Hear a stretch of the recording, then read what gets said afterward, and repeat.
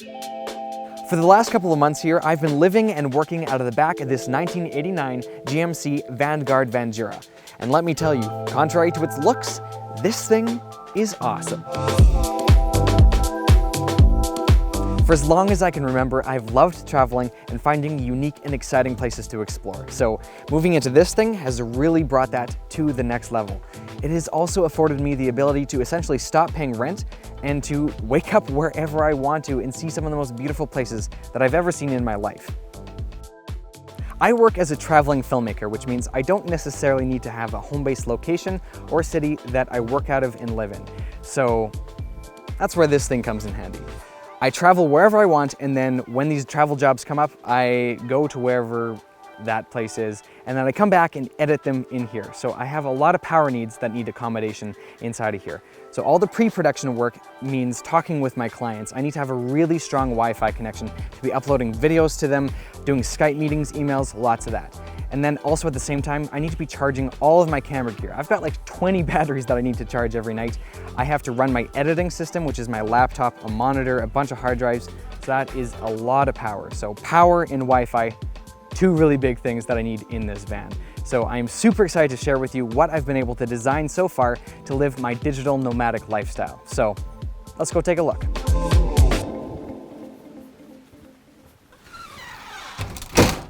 So first of all, this thing is my home. So I need it to feel comfortable in here. So I've added a few small things to make it a little bit more cozy in here. And I've also added some inspiration for me. For me, that's maps. Lots and lots of maps. Even my art is made out of maps.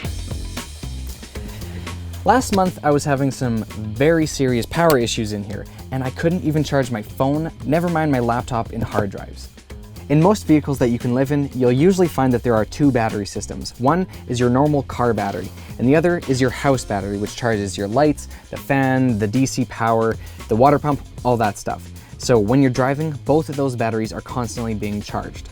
I very quickly realized that I was using up way too much power on my charging and editing systems, but I need that to be able to do my work. So I need more power, I need more batteries. But with more batteries means more power to charge those batteries. And I learned that I would need 30 hours of highway driving speeds to charge up my new battery system. So that was clearly not going to be an option for me. So I did some research and I finally called up my friend Chris, and we worked on a 300-watt solar power system to install onto my roof. So we did that for a couple days, and that has been the wisest investment on this digital nomadic journey yet. It has not died once, and I've been able to charge and run everything all at once, plus some. And it's just constantly charging, which is amazing. So anything that has to do with my work is charged by the solar panels, which is fed into the batteries, which is fed into this. Getting to the point where you're easily living as a digital nomad is no easy task, and I'm still learning all of this. But one of the biggest challenges that I have had is finding a solution for Wi-Fi.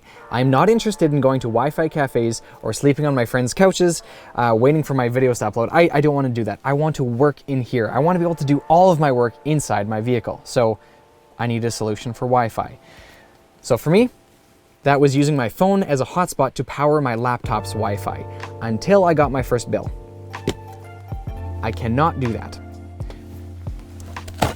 So that is where this little magic Wi-Fi box comes in. This gives me Wi-Fi anywhere that I am as long as I have reception on my phone. And it's still quite expensive, but it's not as expensive as using my data plan. So it's a necessary evil. But needless to say, Netflix is a thing of the past for me now. Actually, giving up Netflix has afforded me the time to actually get back to the basics and just throw rocks at stuff again.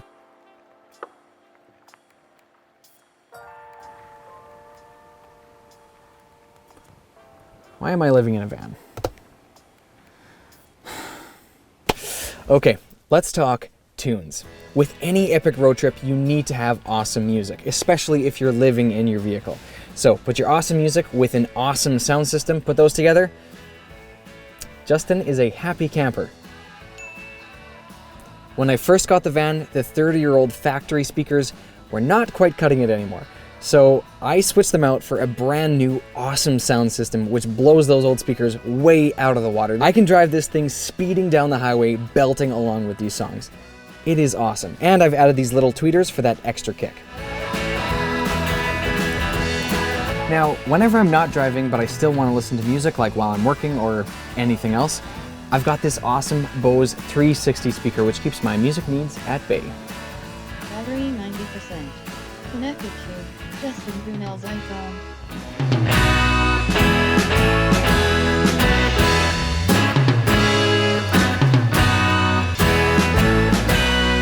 On the navigation side of things, I like to use my Garmin GPS here. It's obviously great for giving directions, but I like to use it for off-the-grid route finding.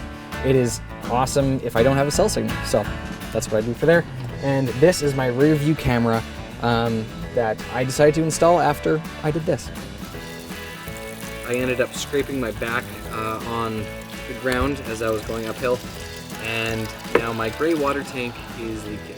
When it comes to the bare necessities, I've actually got it really good in here. I've got a fully functioning kitchen and a fully functioning bathroom. And this bathroom actually comes with a shower. Now, I very rarely use the shower. Actually, I've only ever used it once, and that was for this shot in this video. I like to get creative with my showers, and this thing uses a lot of my fresh water source. I've only got one big freshwater tank, and if I run out of that, that's not a good thing. So if I'm not in the city and I don't have an access to a garden hose, what I need to do is purify water and pump that into a big bottle, and then I pour that bottle into my freshwater tank. So it's not the end of the world. It just takes a long time to pump all that water into that big water bottle. At least I know that I can live off the grid and be self-sufficient and not have to use a garden hose to fill up with water all the time. But it's a lot easier to use a garden hose.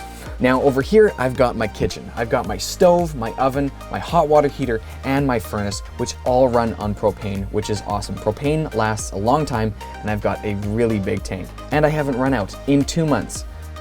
That's pretty impressive. When I have friends that join me in multi-day adventures in the van, my entire central living area turns into one big bed, so there is plenty of room for everyone to sleep. Really, a small family could very comfortably live in this. All in all, this van is awesome. I have been loving living in it for the last couple months and getting to design it for my own personal needs. And I cannot wait to see what the future brings with this. And I'm excited to share whatever that future is right here on this channel. And if you haven't done so already, check out my other videos in my van life playlist. The link is right there. I've also put it at the end of this video and in the description down below. So if you like this video, please give it a like. That will help me out. And if you really liked it and you want to see more content from this channel and me, hit that subscribe button. That will really, really help me out. So I really appreciate you watching this video. I've got a lot of other adventure videos on my channel. If you are interested in my filmmaking side of things, I've got tutorials on how to make a really epic travel video and videos of my travel adventures, filmmaking, and just my own travels. So check out my channel if that is something that interests you. So thank you very much for watching. Happy trails, and until next time.